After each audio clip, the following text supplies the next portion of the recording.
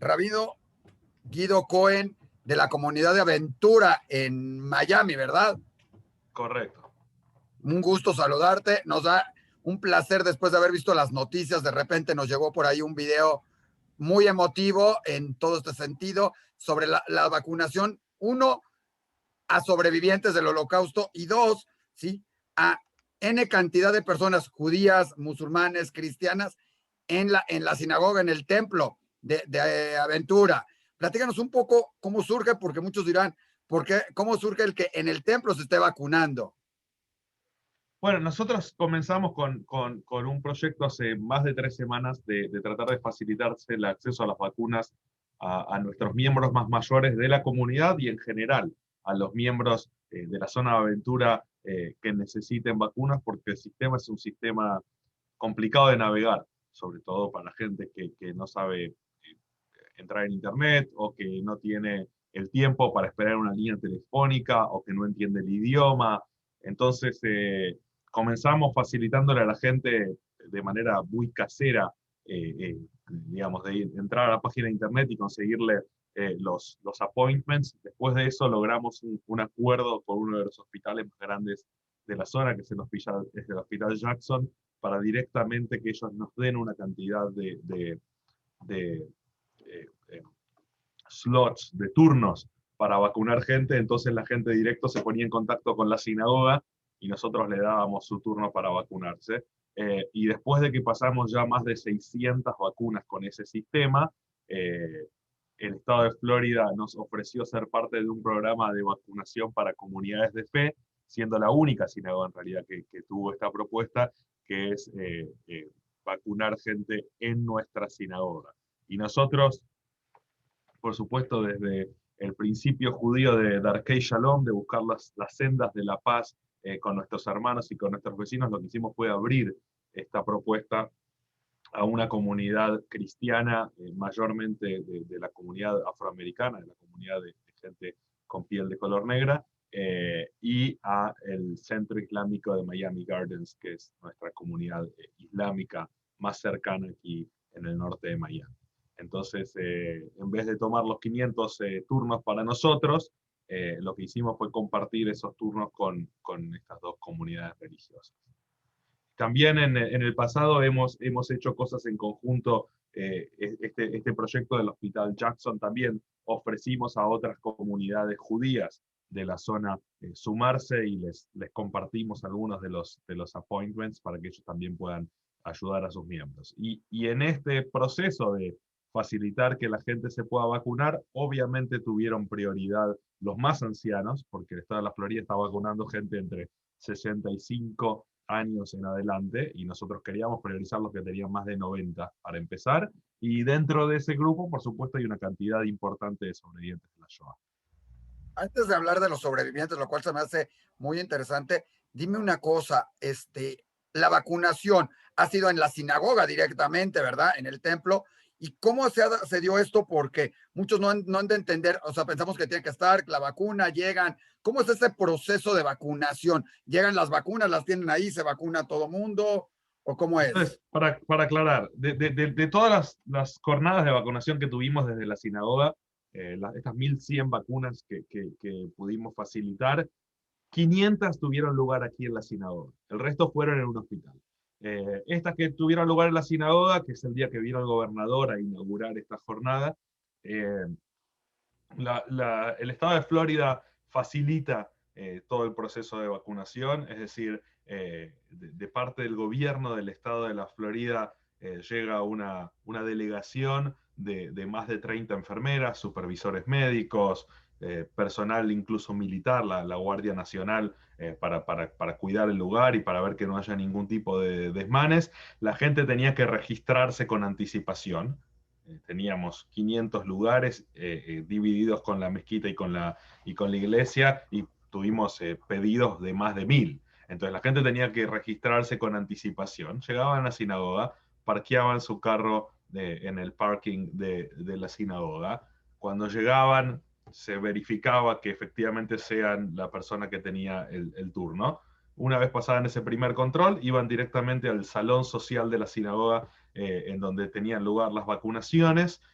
se verificaban sus documentos, se le daba la vacuna y después de eso iban al santuario de la sinagoga. La gente después de vacunarse tiene que esperar entre 15 y 30 minutos para ver que no haya ninguna reacción alérgica, y esto lo hicieron sentados en el santuario de la sinagoga, mirando hacia el arca, con música espiritual de las tres religiones de fondo. Les entregamos también unas tarjetitas con una plegaria. Los rabinos hicimos la plegaria para los judíos, el imán hizo la plegaria para los musulmanes, el pastor hizo la plegaria, la pastora hizo la plegaria para los cristianos, así que la gente podía tener también un momento de recogimiento, de espiritualidad, de oración mientras esperaban, y si no había ningún inconveniente, que por suerte ninguna de las 500 personas tuvo ninguna reacción, salían por la puerta de la sinagoga y se regresaban a su casa. Hubo también en algunos casos, sobre todo con los más ancianos, con los sobrevivientes del Holocausto, que voluntarios del Comité de Acción Social de nuestra sinagoga los fueron a recoger en sus casas, los trajeron a vacunarse y los devolvieron a sus casas, porque hay gente muy mayor que si no, no puede llegar y que es mejor que esté acompañada. Les regalamos una galleta a cada uno también, una cookie, para también endulzarles el momento. Y eso fue todo. Y por supuesto, tú sabes, las sinagogas tienen estos hermosos grupos y equipos de acción social y voluntarios y donantes. Entonces, les entregamos el almuerzo a las enfermeras y a los soldados que estaban ahí. Ya, tratamos de ser lo más hospitalarios, anfitriones que pudimos. Y en 3 semanas es la jornada para la segunda dosis. Entonces la misma gente que vino va a volver a la sinagoga a recibir su segunda dosis. Tú me preguntabas un poco por la infraestructura. Al ser eventos de vacunación tan pequeños para lo que son los volúmenes que se manejan en Estados Unidos, no es tanta la infraestructura. La gente del estado de la Florida llega con dos coolers que parecen esas pequeñas neveras que uno lleva a la playa, pero son médicas y son un poquito más profesionales. O al estadio, porque hoy están de moda Sí, con Tampa, ¿verdad? el aspecto es el mismo. Estas son médicas y tienen otras condiciones y todo, pero llegan con esos pequeñitos refrigeradores. No te olvides que en un pequeño frasco sacas 6 vacunas. Entonces, para vacunar 600 personas no es tanto volumen lo que se necesita. Son 100 Sí, frasquitos, es necesitas. bastante simple. Y bueno, trajeron las jeringas, todo el personal obviamente calificado. El evento, la parte médica estaba en manos del estado de la Florida. Me parece importante también aclarar, porque sé que muchos de tus lectores de México van a decir, uy, hablemos a la sinagoga, llamemos al rabino. No se hizo ninguna excepción a los 2 criterios más importantes para vacunar que tiene el estado de la Florida, que es tener más de 65 años de edad y ser residente, al menos residente de medio tiempo en el estado de la Florida, y tener documentación que la soporte. Lamentablemente tuvimos que mandar a su casa a varios hermanos judíos que llegaron a la sinagoga y dijeron, bueno, pero yo estoy de paseo en Miami.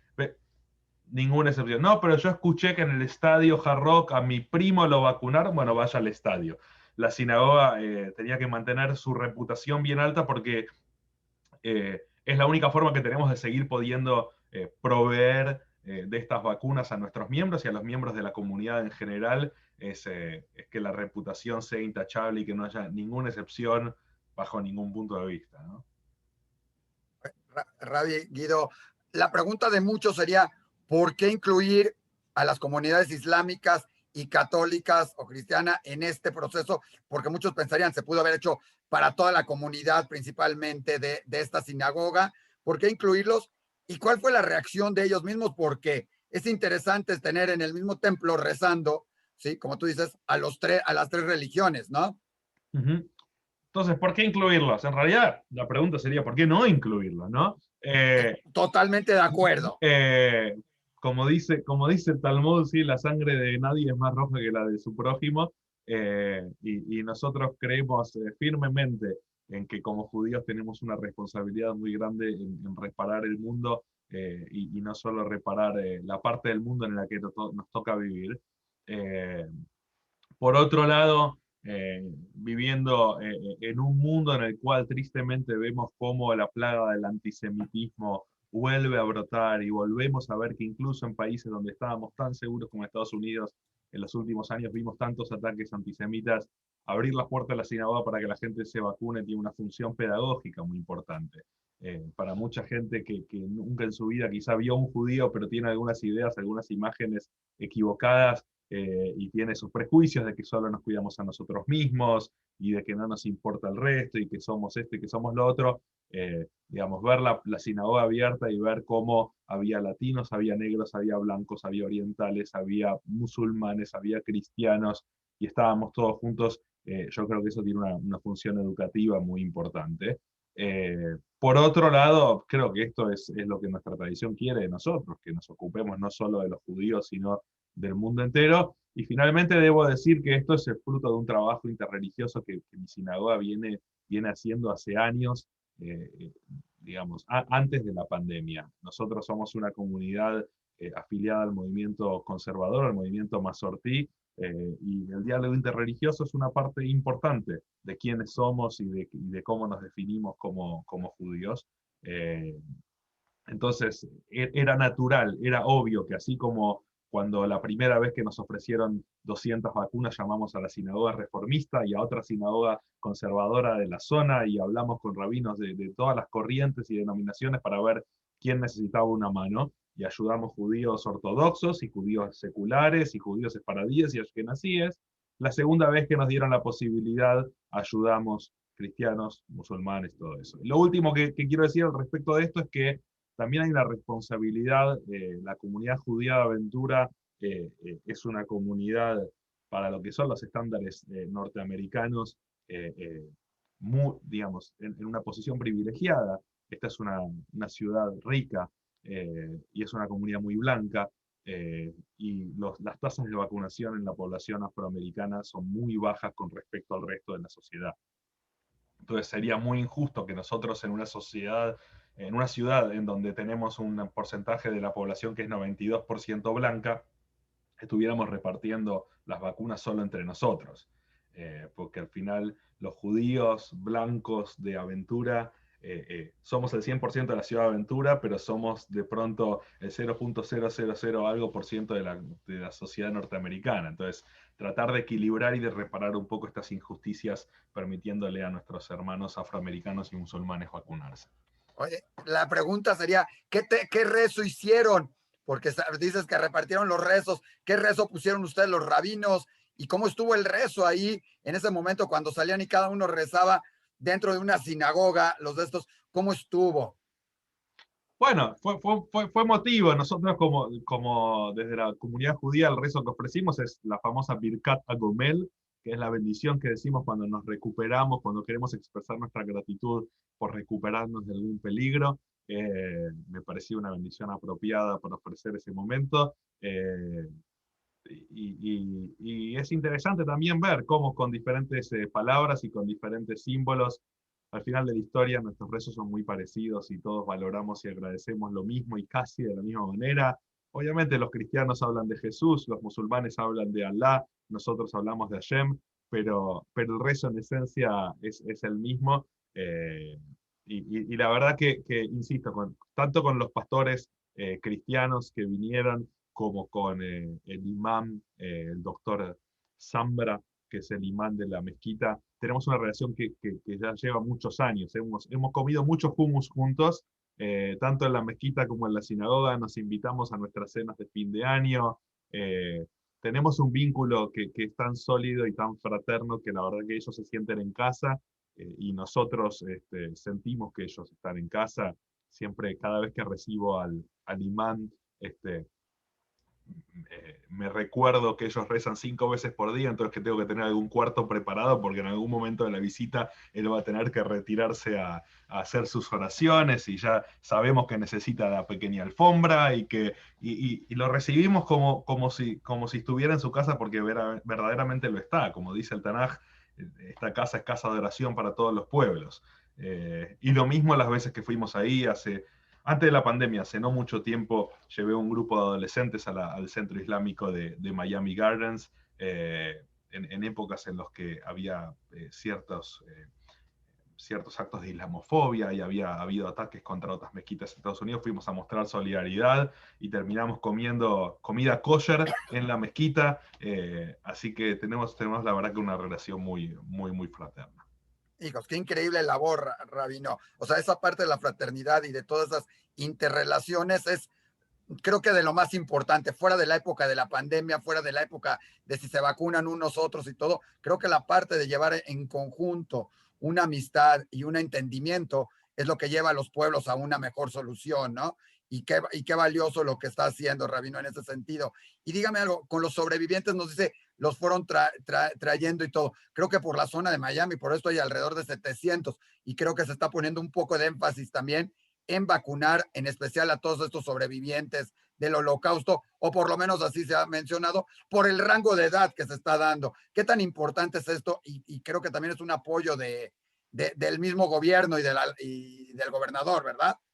Digo, hay que Sí, darle su crédito también. sí, totalmente. Mira, la comunidad mía, mi sinagoga, es una sinagoga, hoy día no sé las estadísticas, pero en su momento era la sinagoga con más sobrevivientes del holocausto del país. Wow. Así que probablemente de la diáspora. Para nosotros los sobrevivientes del holocausto son un pilar, son nuestra inspiración. Esta es una sinagoga que tiene un memorial de la Shoah muy grande, que hacemos todos los años el acto de recordación de Yom HaShoah aquí en nuestra comunidad. Entonces, para nosotros era una obviedad, digamos, cuando a mí me dijeron la primera vez que el Hospital Jackson nos dijo, bueno, tienen 150 turnos, ¿cómo los distribuyo? Tengo una sinagoga que tiene 700 familias, que tiene un par de miles de personas, ¿cómo hago para pensar 150? Lo primero que hice es tomar la lista de la sinagoga, armar un Excel con todos los que tenían más de 90 años, de los cuales la gran mayoría de ellos son sobrevivientes de la Shoah, y llamarlos uno por uno. Eh, Porque con esta gente no hay enviarles un email o pedirles que se registren en un website, es llamarlos uno por uno, preguntarles si están vacunados. Casi todos decían que no, porque esto fue al puro principio de las campañas de vacunación. Ofrecerles recogerlos por la casa, ofrecerles llevarlos al centro de vacunación, estar al lado de ellos cuando los vacunaban, literalmente, sosteniéndoles el brazo, empujando su silla de ruedas, y ayudándolos. La verdad que la imagen, tengo grabada la imagen de cuando un sobreviviente de la Shoah se levanta el brazo para vacunarse y tiene su número tatuado. Es muy fuerte, es muy poderoso verlos en ese acto, en ese nuevo acto de resistencia, ¿no? De decir, bueno, la muerte no es más fuerte que nosotros y el judaísmo es una tradición de vida y le vamos a ganar a cuanto desafío se nos ponga por delante. Eh, Así que sí, la verdad que eso fue maravilloso. Nosotros desde la sinagoga hemos vacunado más de 50 sobrevivientes de la Shoah. Un momento también muy fuerte fue un sobreviviente de la Shoah que es de origen griego. Eh, Sabes que las comunidades de Rodas, de Salónica, de Kos eran grandes joyas de la comunidad judía sefardí, y fueron totalmente exterminadas en épocas de la Shoah. Más del 80% de los judíos griegos fueron asesinados. Y este hombre, muy orgulloso de que el CEO de Pfizer es un judío de origen griego, quería estar seguro que la vacuna que le ponían era la Pfizer. Porque él conocía la familia del tipo que hoy es el que maneja la compañía que nos está dando todas las vacunas. Así que nada, momentos, la verdad que momentos muy lindos, momentos muy fuertes. A mi esposa le tocó llevar una sobreviviente de campo de concentración, y cuando salieron de vacunarse le decía, bueno, ahora nos tenemos que ir a almorzar. Y mi esposa dice, ¿cómo estamos en una pandemia? No, yo no te voy a dejar ir a tu casa si no almuerzas. Y después de almorzar dijo, y ahora nos vamos a caminar un rato. Y finalmente, cada encuentro de un sobreviviente con alguno de nuestros voluntarios se transformó en un vínculo que va a ser duradero, que va a continuar más allá de llevarlos a la primera cita y a la segunda para vacunarse. Y sí, como tú decías, el estado de la Florida, en este programa que quieren vacunar a gente que no está saliendo de sus casas, a gente que no puede ni siquiera acercarse al hospital y no tiene quien la lleve, eh, lanzó este programa a través de un trabajo en conjunto con el Centro de Recordación del Holocausto de aquí de Miami, yendo a los hogares de los sobrevivientes de la Shoah y vacunándolos directamente en sus casas. Eso es algo que nosotros no conocíamos y que el gobernador lo anunció aquí en la sinagoga. Así que fue la verdad que fue coincidencia hermosa. Déjame decirte que además en esto de coordinar con el gobierno todas estas cosas, eh, buena parte de los funcionarios del estado de la Florida, sobre todo la persona que se encarga de todo lo que es salud en el estado de la Florida, es una persona de la colectividad judía, así que, bueno, súper entendible la cercanía y la sensibilidad con el tema de los sobrevivientes de la Shoah. Bueno, tú sabes, los sobrevivientes de la Shoah son nuestro tesoro más preciado, los cuidamos como si fueran nuestra propia familia. Muchos de ellos tienen familia, pero la tienen en otros estados. Es un país tan grande que el que tiene un hijo en California es como si lo tuvieran en otra galaxia.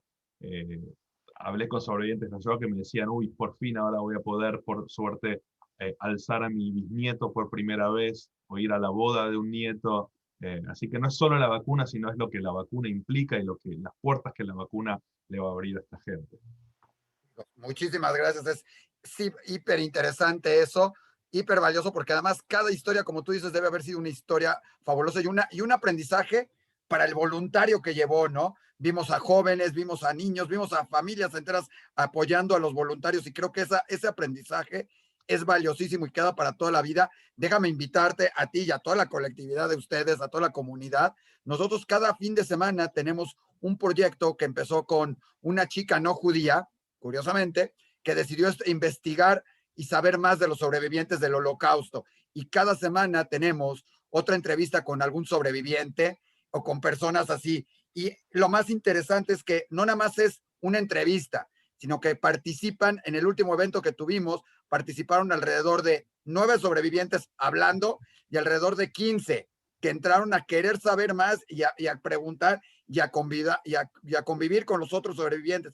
Y es muy interesante, como tú lo dices, porque algunos de ellos, tenemos a Johnny Jablon, que viene también de Estados Unidos, muchos en inglés, por eso los podemos invitar, y en español, pero es muy interesante las pláticas que se dan entre ellos, porque entre ellos no se habían contado, y ahora tienen esa oportunidad. De repente ves en una de las pláticas a uno de los sobrevivientes preguntándole al otro, ¿tú estuviste en este campo de concentración? Sí. Oye, ¿y conociste a este? Sí, me tocó, estuve en la barraca, no me vio, sí lo vimos, él era así. Y se dan conversaciones como si fuiste al cine con él, ¿no?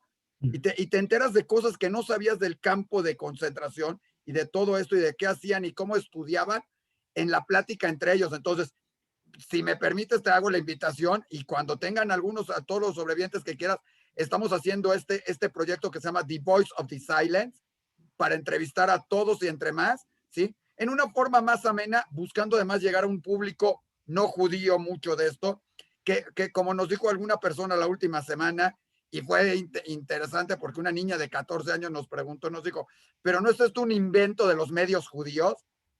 Entonces, cuando tienes a los sobrevivientes y te dicen, no, yo viví de esto y me pasó esto, el otro, no hay palabras más convincentes que escucharlo de alguien que lo pasó y lo vivió. Y además para ellos también es interesante porque pues, les sirve de contarnos estas historias y quiero agradecértelo, invitártelo porque es algo valiosísimo Totalmente. lo que están haciendo ustedes. Totalmente, y me encanta escuchar de eso.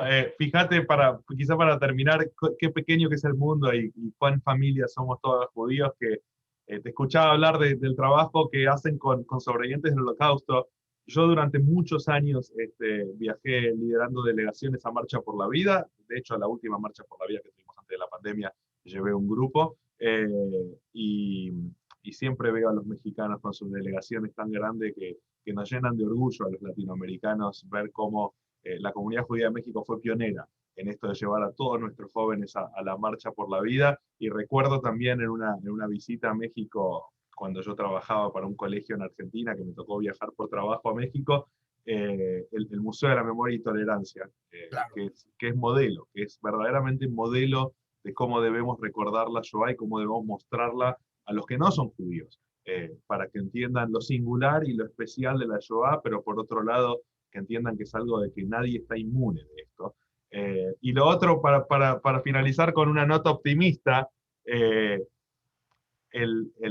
la semana pasada me llama una querida judía mexicana, que es Sara Briman, la reina de las Jalot. La reina de las calotas, amiga nuestra de Diario Judío. Y me dice, Sara, estoy aquí en Miami y tengo 10 jalot que acabo de amasar y no tengo a quién llevárselas. y le dije, Sara, me las traes a la sinagoga y yo me encargo, y 10 sobrevivientes de la Shoah, de estos que recibieron su vacuna el miércoles pasado, la segunda dosis a través de nosotros, el viernes tuvieron en su cena de Shabbat la jalot de mi querida Sara Briman. Así que Pues la qué comunidad jalá les judía estuvo de tocó. alguna manera presente a través de las manos de Sara en esta mitzvah enorme de vacunar a los sobrevivientes de la Shoah. Espero que también les toque en algún momento a las comunidades islámica y a la cristiana de estas jalot, por lo menos para que vean lo que es delicioso, lo que hace Sara, y les vas dando todo esto. Y gracias por toda su labor. Yo sé que no nada más es tuya, Rap, sino de todo el equipo de trabajo de Aventura y del gobierno y de todo esto. Y ojalá se pueda seguir y no se quede nada más en estas 1100 vacunas o en estas vacunas, sino se pueden hacer mucho más por toda la comunidad, no nada más judía, sino como dijimos, islámica, y cristiana, afroamericana, etcétera, que están alrededor de todos ustedes y a los que podamos ayudar, qué mejor que se pueda hacer, ¿no? Totalmente, totalmente. Esta mañana ya acabo de organizar otras 100 vacunas que vamos a dar esta semana en el Hospital Jackson y ya estamos trabajando en la segunda jornada de vacunaciones en la sinagoga, así que sí, vamos por más, todavía nos falta vacunar a los jóvenes, nos falta vacunar a la gente de nuestra edad, a los menores de 65, así que seguiremos trabajando hasta que podamos volver a abrir la sinagoga, hasta que podamos volver a llenar la sinagoga de almas, de personas, y volver a nuestra vida normal.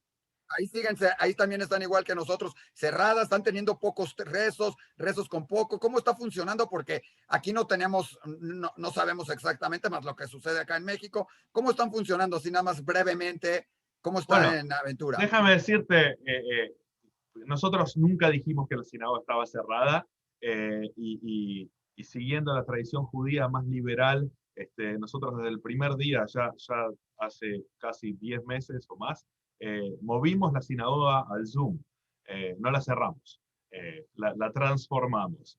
No hubo un solo día que no tuvimos minyan desde que empezó la pandemia, lo tuvimos en Zoom. Hicimos bodas, hicimos casamientos, hicimos funerales, hicimos shives, no hubo nada que hayamos suspendido, sí transformado y repensado. Entonces nosotros tenemos los rezos en YouTube, en Facebook, en Zoom, dependiendo del día y el rezo en qué plataforma. Hace un par de semanas reabrimos los viernes por la noche para unas 30, 40 personas, lo cual es muy, muy poquito para nosotros. En nuestra sinagoga entran 700, aunque nunca vienen 700, algo en las fiestas. Sí, ya te iba a sorprender decir, bueno, está bien que un viernes en la noche tengas 700 personas, no, dinos la nos falta clave, trabajar. Pero eso, digamos, reabrimos muy, muy poquito. Sí reabrimos para las familias que hacen bar mitzvah y les permitimos traer 40 o 50 invitados. Yo tuve bar mitzvah de mi hijo hace un mes. Gracias. Y fue extraño, fue raro, pero fue verdaderamente significativo y espiritualmente muy, muy elevado. Y muy, muy despacio empezamos a planificar ahora la reapertura de nuestra sinagoga en números muy reducidos. Vamos a empezar a dejar pronto 40, 50 personas por Shabbat, unas 10 personas quizá para el minyan diario, no mucho más que eso, pero lentamente empezando a pensar en una reapertura. Diría, vemos ya la luz al final del túnel. Todavía no estamos ahí, pero ya lo vemos, ya estamos trabajando en eso. Aprovecho y te lo pregunto, porque justo tuviste la bar mitzvah y todo. ¿Te parece que esta pandemia y esto, el que solo poca gente pueda ir en un momento dado a un evento y todo, le ha dado otra vez de regreso el significado a los eventos, a la importancia que no es la gran fiesta, porque todos estamos acostumbrados a que si es una bar mitzvah, boda, bris, era la gran fiesta y a ver cuánta gente viene y esto y todo, y ahora nos hemos vuelto a regresar un poquito también al valor del que es la bar mitzvah, qué es la bar mitzvah, qué es la boda. No quiero decir que todos lo hayan perdido, que se haya perdido, pero sí de que ahora retomemos más que el valor real es ese momento en que el niño se pone los feeling, en que la pareja está abajo de la jupá, en el momento que se hace el bris. En eso es lo más importante. Totalmente, conectamos de vuelta con lo esencial, nos dimos cuenta que no necesitamos multitudes ni grandes infraestructuras. Pues muchísimas gracias. Gracias por todo esto. Seguiremos en contacto con ustedes. Además, qué bueno que nos dices que tienen los rezos y todo. Para la gente que quiere saberlo y está en Miami, está en México, está de todo y quiera seguir un rezo, pues ahí están. Hoy esa es una gran ventaja. Podemos seguir los rezos y acoplarnos a los horarios de cualquier Totalmente. lugar del mundo No hay para excusa. acompañarlos. No hay excusa para decir que uno no se suma a un templo, porque esté donde esté, con tener un teléfono, una computadora puede conectarse. Pues muchísimas gracias, que sigan los buenos Gracias a noticias, los ti. buenos resultados y muchísimas gracias, Que Raúl. siempre compartamos buenas noticias. Igualmente, gracias. Amén.